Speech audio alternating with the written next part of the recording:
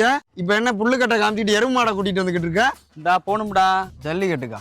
இந்த எருமை மாட்டோடயா? மாடை கொண்டு போய் கட்டிட்டு நான் ஜல்லிக்கட்டுக்கு போகணும்டா. மாடு பிடிக்கவா? நான் எப்படா மாடு பிடிக்க போறேன்னு சொன்னேன், வேடிக்கை பார்க்க போறேன். ஆமா, நீ மாடு பிடிக்க போலையா?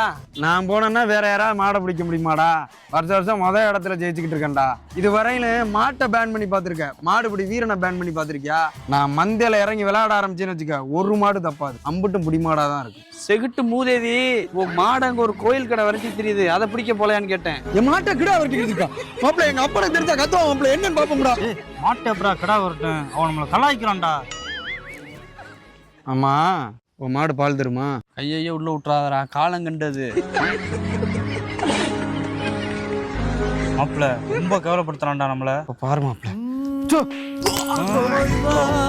கலங்காதே கலங்காதே மகனே.